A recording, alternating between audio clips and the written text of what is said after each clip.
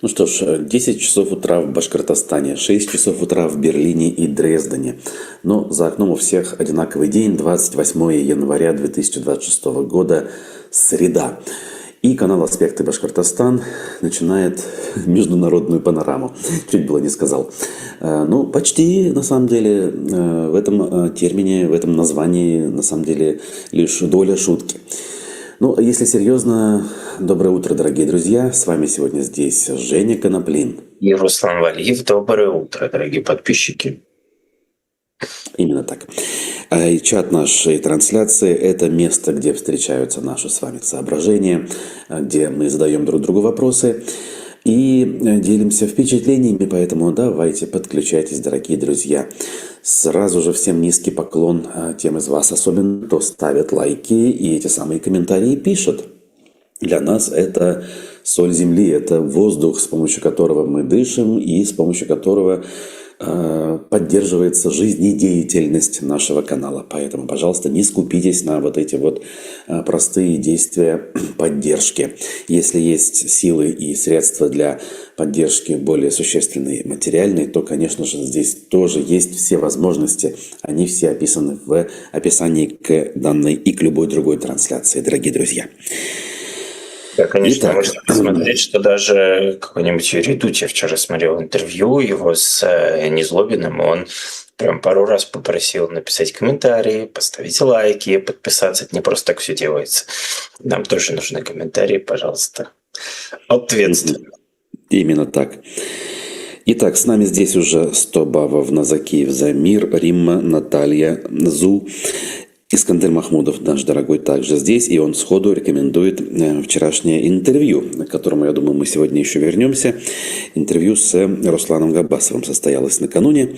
Ну, а я пока что лишь проанонсирую интервью сегодняшнее. Музыкант и политический мигрант Алтынай Валитов ожидается у нас в эфире в те же самые 13 часов по уфимскому времени и в 24 часа дня предыдущего по времени Лос-Анджелеса, в районе которого он проживает. Вот. Все, как говорится, в свое время. Ну, а пока я должен проверить, появились ли свежие новости. В последнее время они появляются ровно в эти минуты, и мы с удовольствием зачитываем свежий выпуск новостей, а не тот, который привыкли зачитывать в последнее время по новостям дня предыдущего. Ну вот прямо сейчас, в эти секунды, к сожалению, предложить нечего. Хотя почему нет? Вот есть любопытное сообщение. Бывший президент ФИФА, это Международная футбольная ассоциация, Йозеф Блаттер призвал футбольных фанатов отказаться от поездки на чемпионат мира в США. Если кто забыл, этим летом у нас планируется чемпионат мира в США, Мексике и Канаде. И вот он говорит: посмотрите все по телевизору, там вы увидите гораздо больше.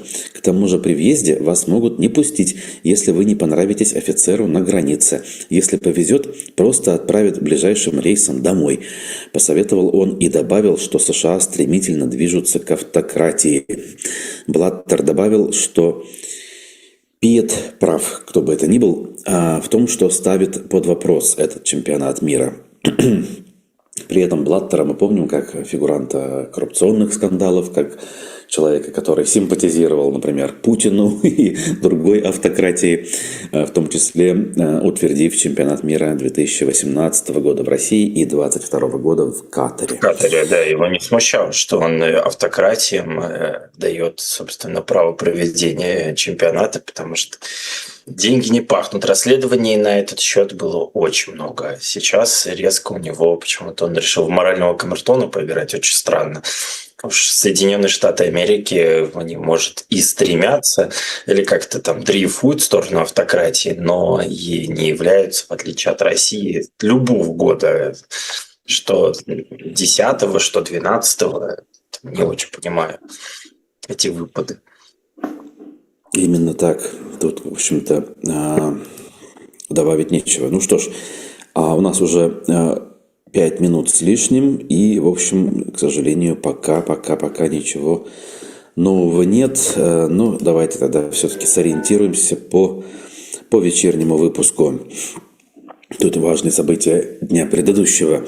Президент Украины Владимир Зеленский готов встретиться с Путиным ради обсуждения вопроса территорий и Запорожской АЭС, заявил министр иностранных дел Украины Андрей Сибига в интервью изданию «Европейская правда».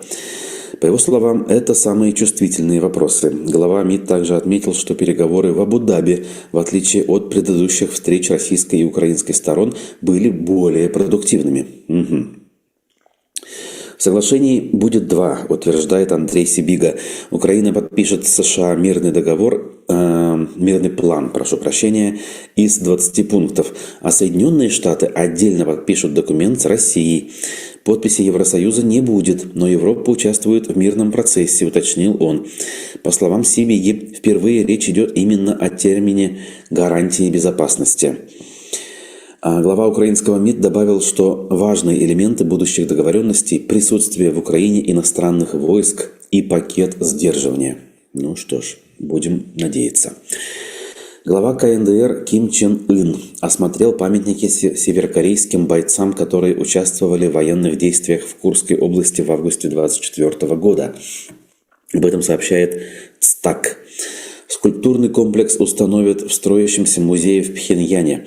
Телеграм-канал «Известия» отмечает, что скульптуры изображают бойцов с автоматами Калашникова АК-12, одной из современных модификаций. Кремль опубликовал видео церемонии возложения цветов на Пискаревском кладбище в Петербурге в день окончания блокады Ленинграда. Как пишет агентство, на нем видно, что в этот раз у церемонии не было зрителей. В 1924 году во время возложения цветов Путиным жители города стояли на центральной аллее. В 1925 году их переместили на одну из аллей между братскими могилами.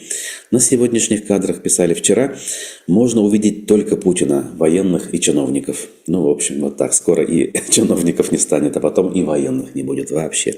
А одинокий будет ходить по таким местам. Осужденные пожизненно по делу о подрыве Крымского моста заявили о своей невиновности. Обращение к Трампу, Путину и Зеленскому опубликовал правозащитный проект «Поддержка политзаключенных. Мемориал».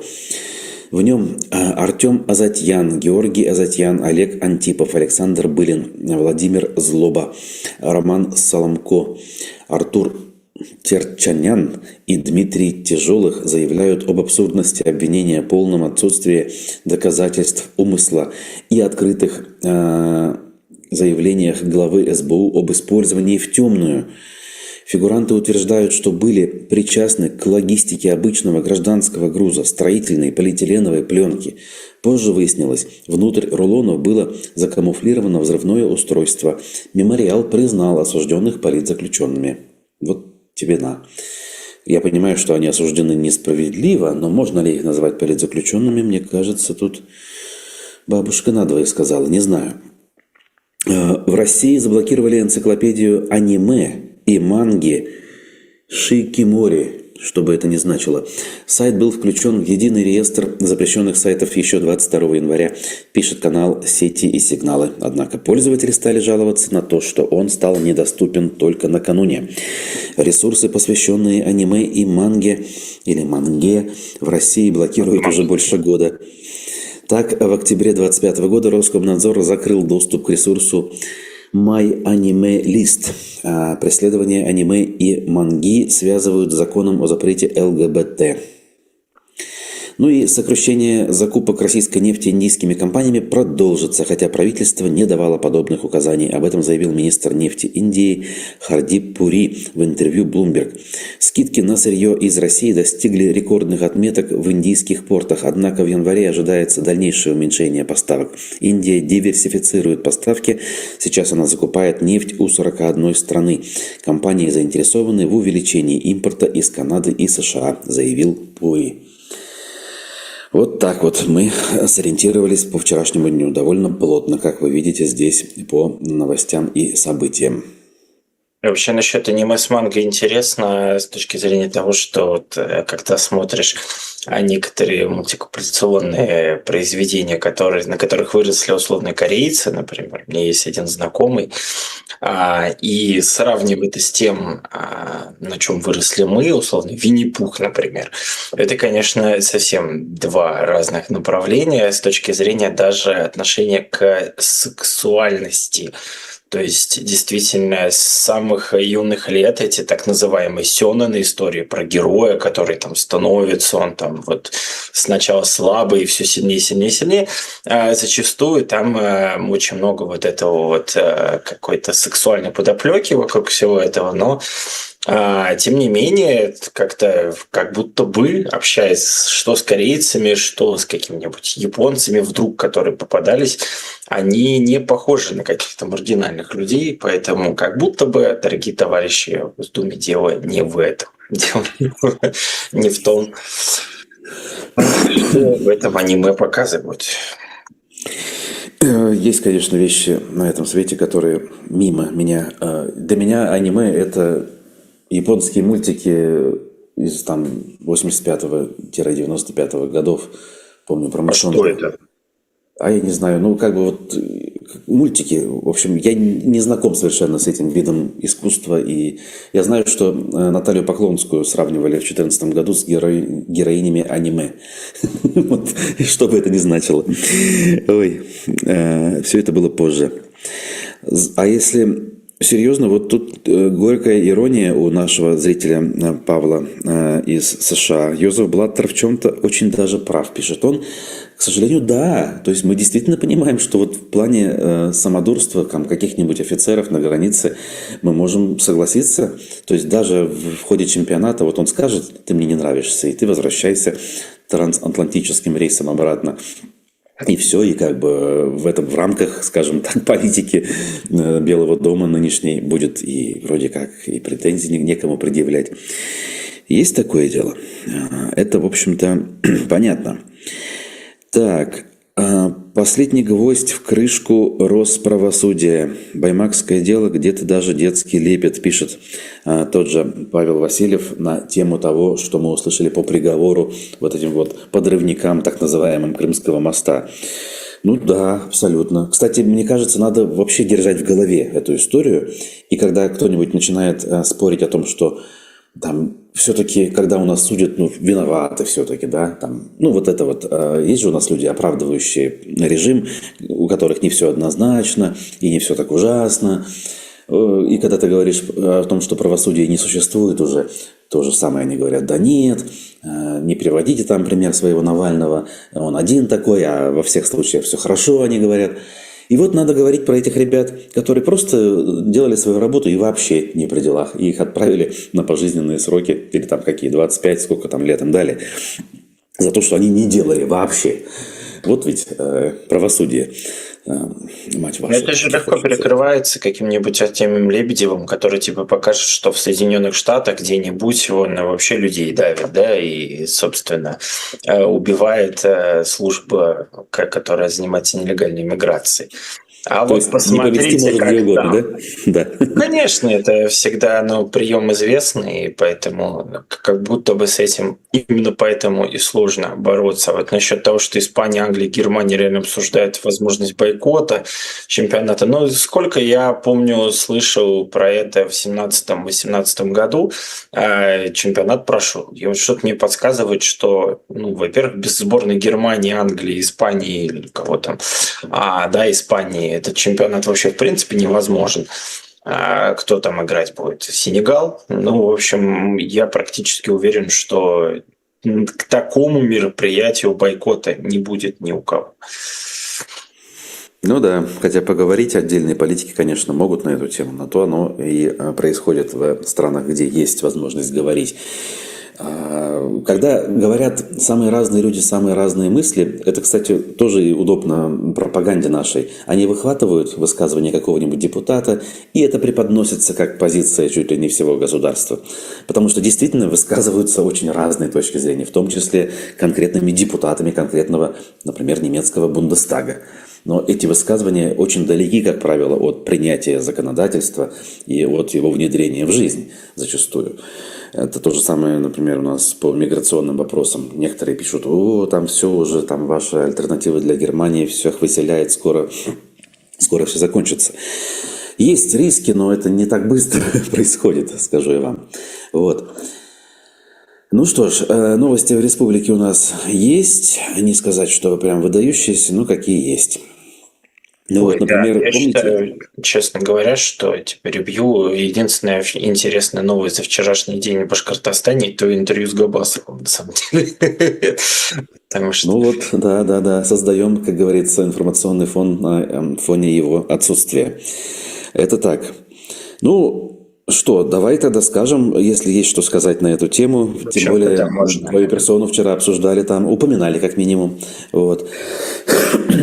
У И, меня соответственно, ощущение от интервью одно. Я, конечно, видел, как ребята, там, юные всякие активисты, до которых, которые долетают, чьи голоса до меня, они остались, естественно, недовольны, им не нравится, что говорили про там, гражданский союз, там, про то, про сё.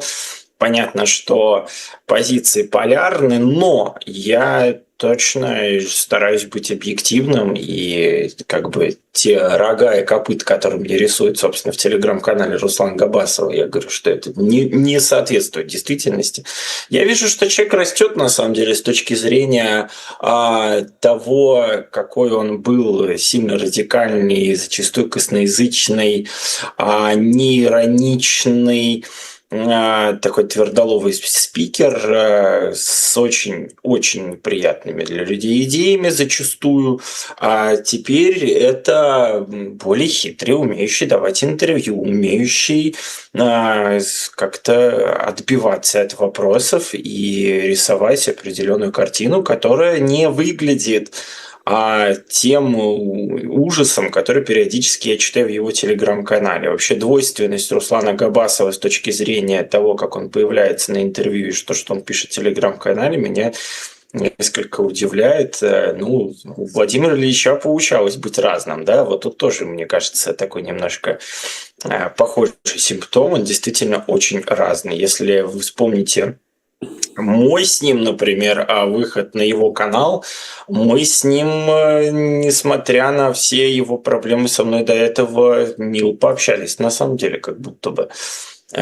Поэтому с этой точки зрения, да, растет и растет. Просто мне хотелось бы понять, это его личностный рост, и он превращается в такого хорошего политика-популиста национального толка у нас в Башкортостане растет, или это маска, за которой скрывается человек о радикальных взглядах и по исламу, и в том числе, кстати, и вот это вот напускная поддержка ЛГБТ, тоже ее когда-то не было, вполне была гомофобия на его месте, поэтому мне интересно, вот насколько это все искренне.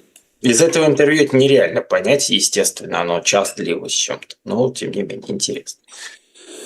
Именно так, но прозвучали, в общем, позитивные вещи, готовность к диалогу, главное. Для меня, сами знаете, это единственное и неповторимое как бы свойство людей, это именно готовность к диалогу, потому что представить себе, что все в один прекрасный момент стали думать и мыслить одинаково, и действовать одинаково, это, конечно же, невозможно. Поэтому готовность общаться и действовать как-то сообща, хотя бы не в противовес, вот это вот очень ценно, мне кажется. Вот. И даже в концовке мы там, типа, ну не проанонсировали, конечно, а заявили о готовности примирения в дальнейшем с другими представителями, там, вот, например, с Мурзагуловым. Мне кажется, перспектива есть. По крайней мере, нам здесь в медиапроекте «Аспекты Башкортостан», я надеюсь, точно будет чем заняться в обозримом будущем.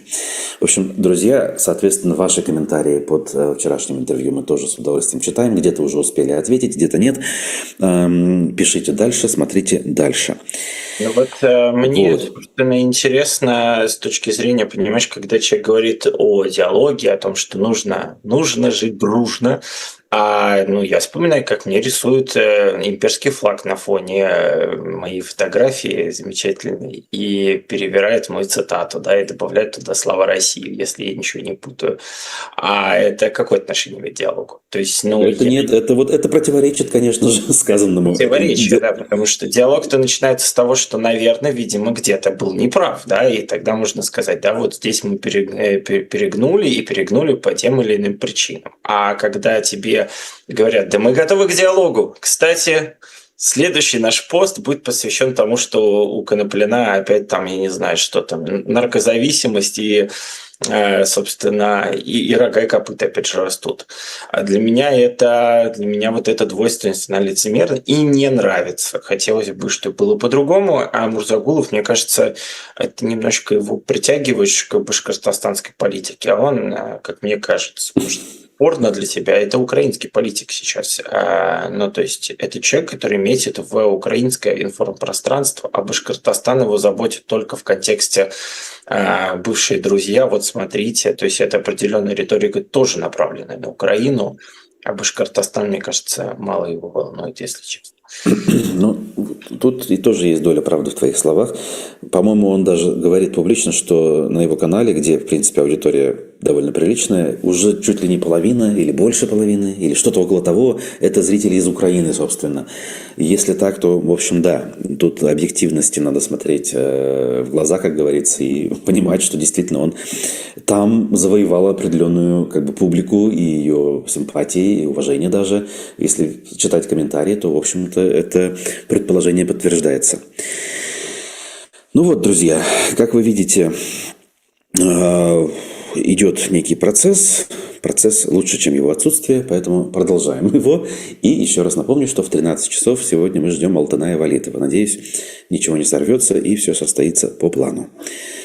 Вот. А у нас в Уфе, например, есть какие-то местечковые, но показательные события. Помните общежитие Башкирского кооперативного техникума, где рухнула стена? Так вот, данное здание продают за 60 миллионов рублей. Кому разрушенное здание, как говорится? Значит, по данным Авито, здесь 1 квадратный метр в итоге обходится в 33 тысячи рублей практически. Понятно, что в новостройке квадратный метр дороже, но здесь тоже, в принципе, недешево. А под продажу идет самый главный земельный участок с 30 парковочными местами. Сооружение находится в историческом центре, в 200 метрах от нулевого километра. В месте высокой концентрации автомобильного и пешеходного трафика, разумеется. Так что вот кому драгоценные квадратные метры для строительства очередного человейника? Как говорится, сбегайтесь, пока не забрали. Это все, конечно, лирика. Интереснее то, что правительство Башкортостана предлагает признать проект завода «Кроношпан» реализованным. Представьте себе. Не прошло и четверти века, и вот вернулись к мегапроекту времен хамитовских, который, конечно же, вызвал бурю эмоций и, наверное, у местных жителей до сих пор вызывает. Но так или иначе из информационного пространства «Кроношпан» вылетел. И вот Министерство промышленности, энергетики и инноваций предлагает считать этот проект реализованным. До сих пор, видимо, он был нереализованным, и вообще завод не работал, потому что не был реализованным, как говорится, да? Некое ООО «Ультрадизайн» является правопреемником уфимской компании «Кроношпан ОСБ», которая входила в международный концерн «Кроношпан». Концерн, конечно же. С 2018 года «Ультрадизайн» входит в группу «Ультрадекор ГМХ». Учредители – это фирмы из Катара и Арабских Эмиратов. С 2015 года принадлежащий компании деревообрабатывающий комплекс в Шакше занимается производством древесно-стружечных плит. То есть, видите, де юре наш «Кроношпан» сейчас к австрийской компании материнской отношения не имеет, хотя мы понимаем, конечно, что это не так. Значит, в 25 году из Башкирии в Китай было экспортировано, к примеру, 17 800 кубометров ДСП и ОСБ плит, судя по всему, произведенных, в частности, на этом предприятии. Вот таким образом история, не заканчивается, но получает некую такую жирную точку в плане того, что все, что хотели, все, что задумывали, реализовали. Де юре правительство готовится это дело подписать. Я помню первый и единственный раз, когда моя абсолютно аполитичная бабушка встала на путь гражданского какой-то не активизма, но какой-то риторики, по крайней мере, дома такой очень агрессивной. Это была тема Каранашпана, что типа вот проклятые сейчас построят этот завод, и все мы будем дышать дерьмом. И это нам прям очень-очень сильно с этим как-то вот возмущалось. Интересно, что больше ничего у нее возмущения особых не вызывало, а какой-нибудь Крым даже радость. Но вот Каранашпан, я помню, это было слово такое, как какое-то нарицательное, как будто какое-то, оно даже так звучит с этими «р», какой-то ужас надвигается. В те годы меня тоже, я, конечно, по касательной наблюдал. Политикой не занимался, журналистикой тоже. Хотя, конечно же, всегда был так или иначе вовлечен. Но я не понимал, кстати, жителей, что им не нравится. Это же западные технологии, замечательные вещи из Европы приходят. Явно же они там с экологией-то нормально разбираются. Поэтому что люди беспокоятся? Я так, конечно, поверхностно. Я потом подразобрался и понял, что действительно те технологии, что используются Каранашпаном на материнском предприятии, и те, что используются в Уфе, это немножко разные вещи. Стало ясно потом. Вначале как-то я не совсем поддерживал наших уфимцев. Есть такое дело. Просто потому, что не вникал. Так... А тут интересная мысль. Как всегда у нашего подписчика в «Ведомости» глубокие мысли. Украинцы пытаются найти союзников среди российского общества.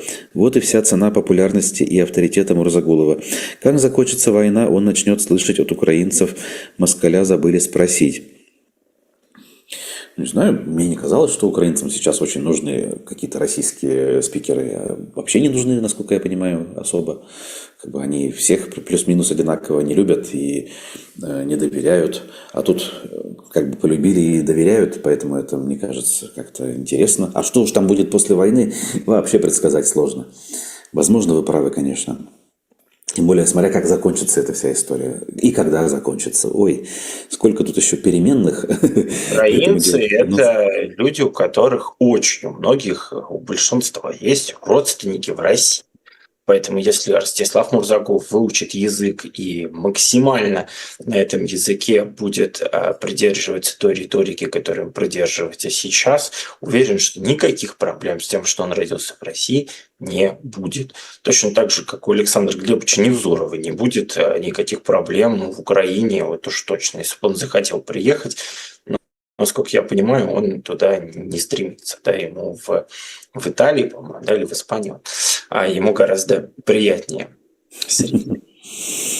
По-моему, да, его же тоже спрашивают подписчики, что же вы там такой весь поддерживающий, но никак не поедете. А он как-то на этот счет отвечает, если я правильно помню. Есть что там это такое все пассовок, а я такой вот Глебыч, мне вот это все омерзительно. Я не хочу погружаться в украинскую повестку, потому что боюсь, что я разочаруюсь. Мне как обычно, вокруг да около.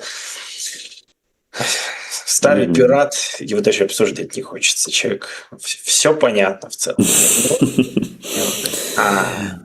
Так, вот Стобабовна пишет, что в определенные дни запах от Каранашпана доходит и до Нагаева.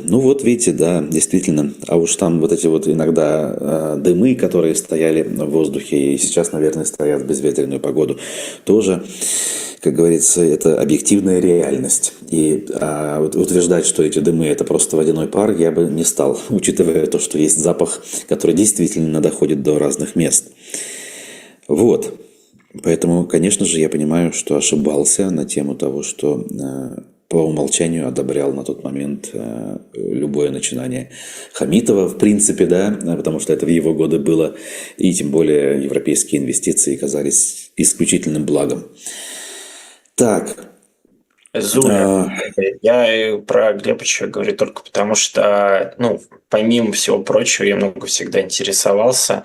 А по одной простой причине, потому что таких талантливых людей с точки зрения сложения слов, предложения в абзаце в России практически нету. Это очень редкий вид человека, который говорит на нашем языке. Это прям, ну, талантище просто безмерный. Ну, наверное, может, какой-нибудь Михаил Зыгорь где-то там тоже обладает таким языком, я не знаю. Там Олег Кашин, безусловно, потрясающий вот этом сложении. И там раньше на Доренко я с утра до вечера смотрел какие-то архивные вещи. Ну, это редкий персонаж редкого таланта, и почему бы нет. А как личность, ну, давно не привлекает. Да-да, эти вещи как бы не всегда совпадают во всех позитивных смыслах, даже если порой эти личности говорят отдельные правильные вещи. Вот. У меня есть новость, о которой я прошу какой-нибудь охват. Он был, когда мы обсуждали, кстати, Руслана Руста, некоего, собственно, парня, который был монтажером на БСТ.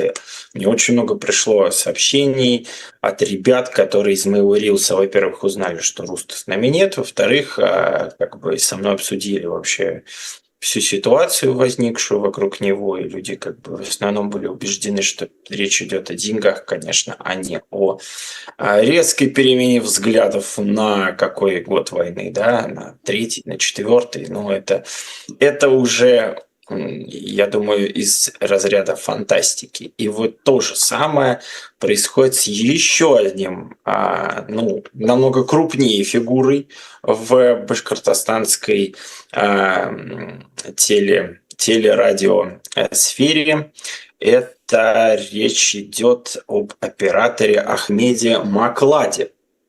Ахмед Маклад, его многие из наших журналистов, активистов могли наблюдать, в том числе на всяких судах.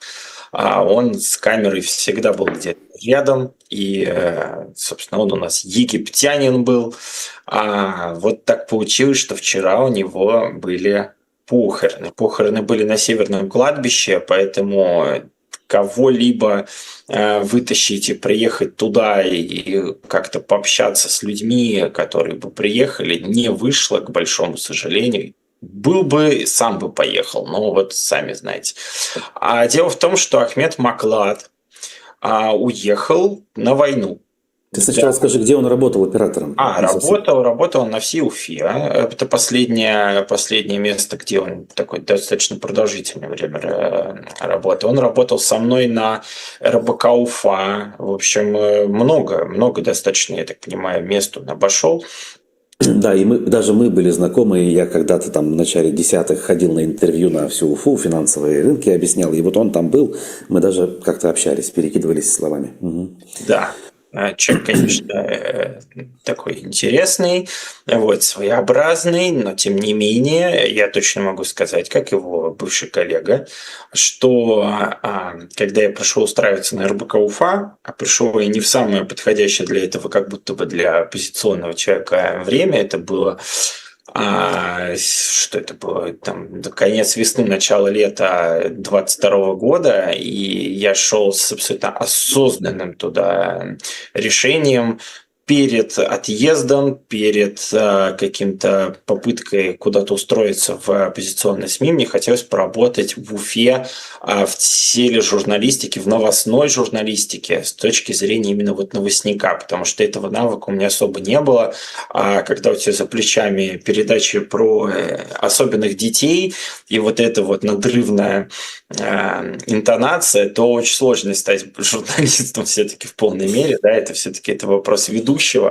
Тут скорее можно стать, я не знаю, там, Дима Каретко. Так вот, когда я пошел устраиваться, то на улице стояли два человека, один из которых был Ахмед Маклад. Про второго говорить не буду, сам вспомнит и узнает. А они ко мне подошли и такие, ну что, типа, пацан, что, пришел устраиваться? Такой, да. А что ты вот, ватник? Или, типа, не ватник? Или наш человек. Ну, так вроде с осторожностью, потому что понятно, что болтать-то как бы особо не надо. И я такой, да нет, я начинаю рассказывать, там что-то из себя такой, да я вообще-то, какой я ватник. Они такие, о, значит, ты наш пацан. И Ахмед Маклад был наш пацан.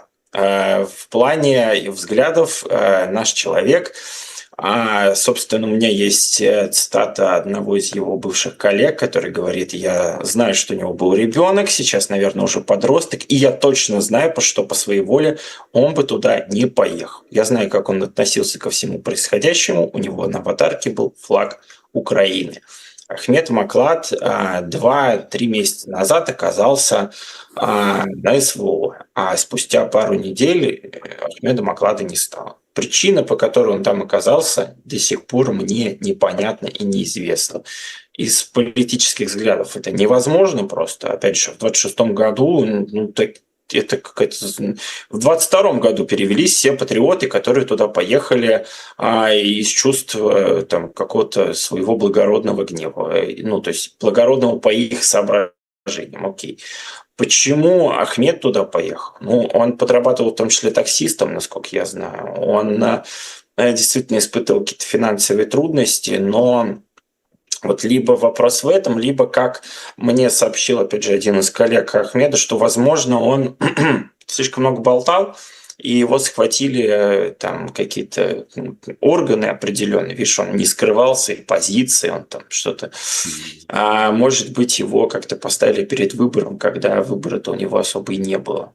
Вот. И в связи с этим я прошу бывших коллег, может быть, кто-то есть, кто знает, что он говорил там летом, да, и там в начале осени, может быть, кто-то мне скажет, в чем истинная причина того, почему Ахмед оказался в зоне так называемой специальной военной операции.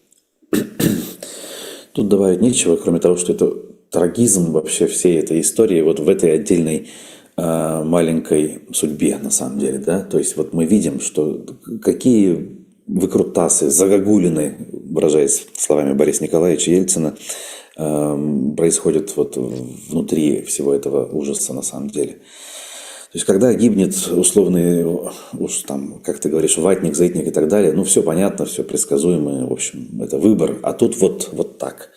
Ты противник войны, ты об этом говоришь, ты поступаешь соответствующим образом, и ты гибнешь на этой же войне на стороне зла. Как же это вообще происходит? Ужас. Да. У Маклада дочь, я его знала, пишет нам Алена. Смотрите-ка, вот видите, и среди зрителей нашлись общие знакомые. Поэтому я уверен, что если какой-то рилс наш дорогой режиссер нарежет, и мы сунемся, я уверен, что будет много отзывов. А только, дорогие друзья, мне абсолютно неинтересно слушать про характер Ахмеда Маклада. Он был такой махровый, где-то стереотипный египтянин со своими тараканами. Это я все прекрасно знаю, с Ахмедом работал, иногда ругался на то, что он то съемка, я в шубе, он в шортах называется, не готовый, то еще что-то. Он какие-то камеры мог себе на шабашки забрать. Это совершенно все неинтересно. Мне интересно, как так произошло, что он там оказался. Вот это действительно очень важная история. Именно так. Кстати, не мог не сказать, дорогие друзья. А я написал, собственно, одной из своих бывших коллег, и почему бы не сказать, я написал с этим же вопросом, что типа, что там с Ахмедом. А мне написали, что, мол, очередное дерьмо состряпать хотите, а в контексте того, что обиделся на нас телеканал «Вся Уфа», то, что мы написали новость про их сайт, где были упоминания порнографических материалов.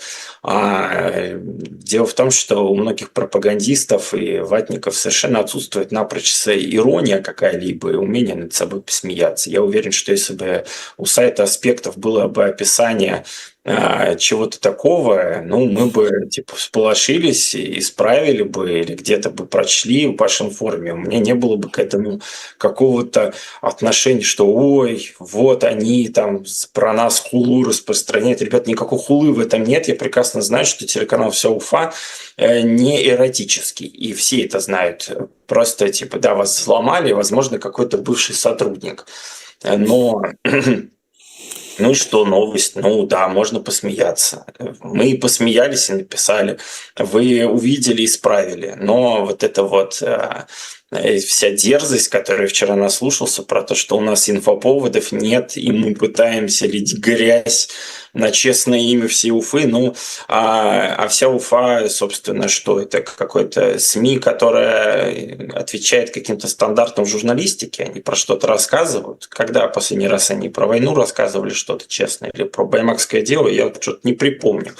Поэтому чья бы, а ваша бы молчал. Ты, по-моему, тут вообще чего-то ждешь неслыханного. Да хотя про уфимские проблемы все-таки есть. Это же городской телеканал. Расскажите про нерадивых застройщиков, про коррупционеров, депутатов горсовета. Вот уже будет, знаете ли, прям-таки то, за что можно поаплодировать. Проблем более чем достаточно. Ой, да, тут опять же не прибавить, не убавить, а я двигаюсь дальше и скажу, что у нас теперь точно, наверняка туризм будет процветать. Вот много лет уже процветал он, конечно же, но чего-то не хватало. Вот какие-то вот всегда вот были палки в колеса. Даже вот члены команды Ради Фаритовича эти палки в колеса вставляли. В итоге отправляли за решетку. Вспомним Артура Идельбаева, знаменитого, да? Вот. А тут, пожалуйста, депутат Госдумы целый предложил создать единого туроператора республики. Причем это не кто-нибудь, а КВНщик, господин Санганджи Тарбаев. Я надеюсь, вы его помните по команде РУДН, совершенно верно. Он тут в Уфу приезжал, Хабиров фоточки постил с балкона своего с ним и с кем-то еще. Так вот, по словам Санганджи Тарбаева, поток туристов в Башкирию высокий, но потенциала у республики больше. Нужно формировать крупного башкирского туроператора или кластер, который станет локомотивом индустрии. И уже через него выходить на федеральных коллег, которые будут активно взаимодействовать с вашим регионом, продвигать его на внешнем рынке. Я уж не знаю тут с точки зрения отрасли, индустрии, насколько это правильная мысль. Тут, наверное, надо бы спросить участников данной отрасли. Но по какой-то причине действительно у нас до сих пор не было крупного туроператора, который бы как-то аккумулировал предложения на рынке республики. Не было. Мне казалось, что раз нет, значит, как бы и не надо. Вот он считает, что если будет, будет замечательно. А вы что думаете по этому поводу? Есть ли кто-то, может быть, кто в этой отрасли так или иначе задействован? Мне кажется, что турист, он приедет не в зависимости от того, есть там большой туроператор или нет, а в зависимости от того, есть ли что-то, на что можно посмотреть, и есть ли вариант как-то относительно просто добраться и более или менее недорого, там, и комфортно разместиться. Все, что надо туристу. А информацию найти он может легко в пару кликов, даже в том ужасном интернете, который сейчас в России работает. Вот и все. Может, я прав, может, нет, черт его знает. Но вот ощущения такие. Вот. Я вспомнил, на фото с этими двумя там еще этот товарищ, с позволения сказать, оппозиционер Владислав Дованков. Он тоже, видимо, однопартиец этого Сангаджи, и они вместе, соответственно, приехали в республику. Зачем? Наверное, к выборам готовиться. Подождите, Санганджи Тарбаев, Ради Хабиров объявил в соцсетях, что развитием туризма республики займется председатель комитета Госдумы Санганджи Тарбаев. То есть вот я в связи с этим не очень понимаю, почему об этом не пишет «Коммерсант», что не просто так Санганджи Тарбаев это предлагает, он занимается этой сферой деятельности в Башкортостане. И как новая какая-то фигура, он, конечно, какими-то блещет инициативами. Вот. Поэтому это связано с этим. Вообще Санганджи Тарбаев, я так вот не вижу тут, был ли он действительно, является ли он, собственно, членом «Новых людей». Вот это вот я не знаю. Я знаю, что Тарабаев, конечно, был очень талантливым КВНщиком, сборная РУДН была одной из классных, а потом Санганджи Тарабаев неожиданно появился в информпространстве с такими ватными заявлениями, что уши становятся дыбом, но потом как бы с возрастом ты понимаешь, что РУДН – это необычное место вообще, в принципе, и готовят там.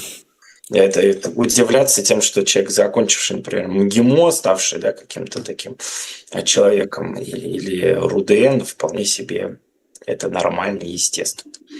Ну да, да, да. Так, тут опять же наши коллеги-журналисты почему-то желаемое за действительное выдают. Тут РЖД, значит, в лице Куйбышевской железной дороги пообещали пустить между Уфой и Самарой «Ласточку», а журналисты пишут, что из Самары запустят скоростной поезд. Я вот это вот выдавание желаемого за действительное не могу понять. Вообще, «Ласточка» — это что? Это электричка, сделанная на основе электрички компании Siemens. Таковые в германских городах тоже активно эксплуатируются как S-Bahn, как городская электричка. Это значит электричка, которая ездит внутри города под землей или над землей и немножечко за пределы города выезжает, ну, километров на 15-20, может быть 50 где-то, в лучшем случае до каких-нибудь ближайших городков. Вот, это электричка еще раз, да? У нас эти ласточки пускают между дальними городами и называют это скоростными поездами. Что, простите господи, ну, это неудобно. Это сидячие места, жесткие сиденья. И из Уфы в Самару всегда было прекрасно сесть в замечательный ночной поезд, Уфа-Ульяновск, например, и выспаться в плацкарте, в купе, где угодно. И утром, значит, в Самаре выйти свеженьким. Какого, извините, черта, нужна электричка по этому маршруту? Как и по другим, собственно говоря, длительным маршрутам. Ребята, я хочу обратиться к нашим коллегам из Уфы-1, например. Ну, давайте все-таки называть вещи своими именами. Из Уфы в Самару пустят электричку. Можно добавить современную электричку.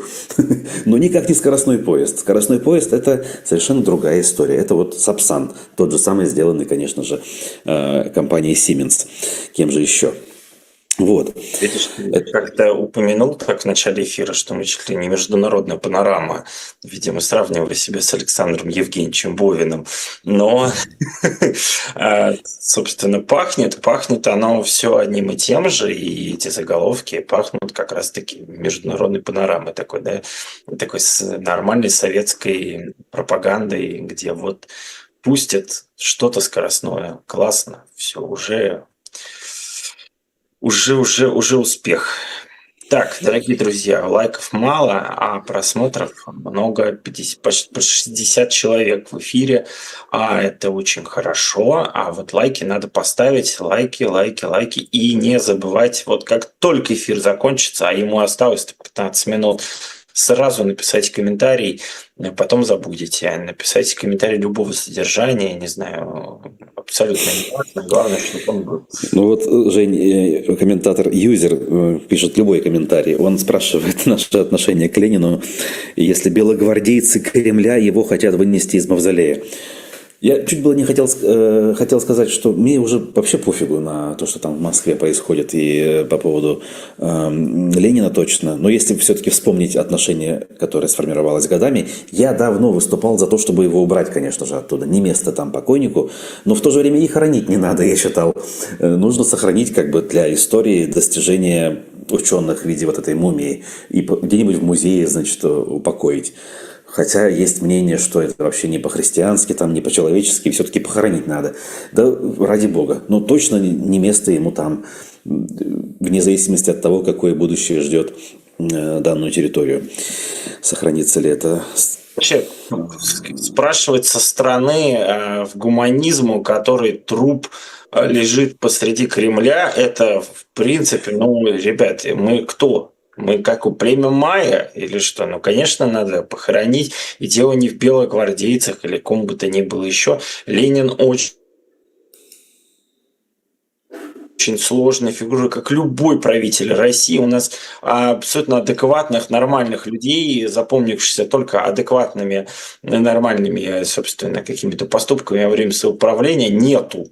Даже некого назвать и показать, типа, вот это, да, это нормальный человек. Нет, ни Горбачев, ни Хрущев, никто даже близко к этому званию не подошел. Вот. И адекватность составляет желать лучшего зачастую. Ленин, безусловно, человек, который... Ну, я не хочу особо долго рассуждать о Ленине, конечно, в нашем эфире. Эти благо новости еще есть. Но, тем не менее, конечно, фигура сложная и неоднозначная. Однозначно негативно для меня может быть фигура, там, не знаю, там, Иосифа Сталина, например. Да? Вот. А это совсем другое дело. Но хоронить его или не хоронить, мне кажется, это совсем другая плоскость. Если вам нравится политический деятель, то его хоронить не надо, что ли? Ну, вот я не считаю, что надо посреди Кремля какого-нибудь Бориса Ельцина оставлять. Ну, вот мне кажется, это странно. Я был в Мавзолее где-то в 2010 году. Я туда долго стремился, но всегда приходил, закрыто было. В нулевые вообще было место непопулярное, надо сказать. А это сейчас там туристы толпами опять стоят. А вот в 2010 году, когда я туда попал утром рано, он был открыт, и там не было никого, вообще никого. То есть я один зашел, ну там пару охранников, непочетный караул, и я смог, значит, зайти в Мавзолей, туда-сюда походить, не просто по маршруту пройти, как там положено по кругу, по спирали, а вот прям ходил, короче, как хочу. И у меня было вот это вот ощущение, боже мой, а где вот эта вот вся эпоха, да? Этот Ленин, с которым меня пичкали в детстве, вот этот вот священный трепет, который мне внушали в детстве по поводу Мавзолея. Почему я как бы здесь хожусь теперь, и никаких вот этих вот толп нет и так далее. В общем, целый был ворох мыслей на этот счет.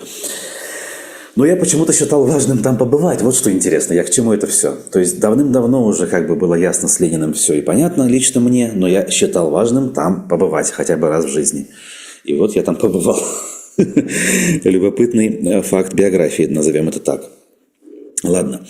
Знаете, у нас тут есть еще кое-что. Ну, вот, например, пруфы, ссылаясь на замечательного все-таки специалиста, профессора, экономиста, некогда нашего спикера Рустема Ахунова, сообщают, что, оказывается, из вузов республики уволили 39% преподавателей.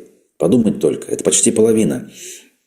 Оказывается, например, его знакомые преподаватели с бывшего УГАТУ часто пошли работать куда-то руками, заливать бетон в Турцию, ни много ни мало.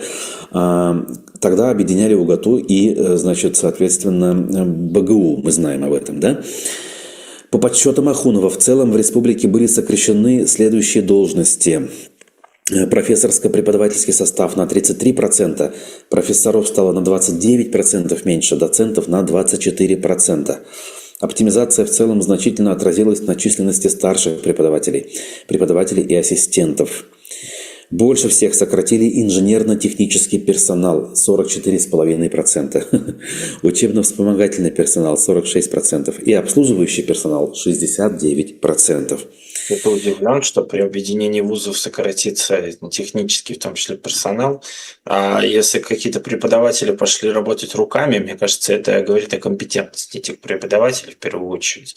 И вообще, если уж совсем честно, я, конечно, благодарен некоторым преподавателям, которые были на моей кафедре, а это гордость УГАТУ была проектирование авиационных и ракетных двигателей. Я благодарен там Алексею Евгеньевичу Михайлову, там еще каким-то людям, многим, которые были из молодых активных людей, которые пытались что-то поменять на этой кафедре, но часть преподавателей надо было отправлять на пенсию еще лет 15 назад. Там были люди 85 лет.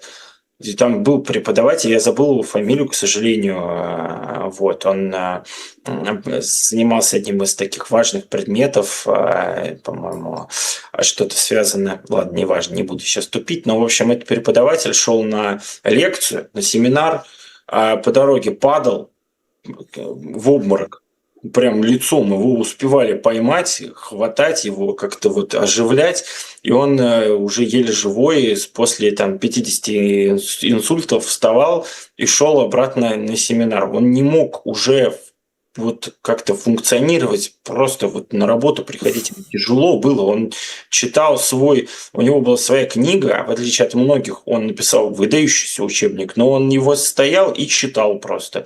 Потом в конце на семинарах что-то спрашивал, но это все было настолько ужасно. Ты на все это смотришь, думаешь, куда я пойду работать вообще с такими знаниями, с такими преподавателями, которые не завлекают в предметы, которые просто... У меня был преподаватель, 85 лет, когда-то талантливейший человек с большой биографией. Я его очень уважаю.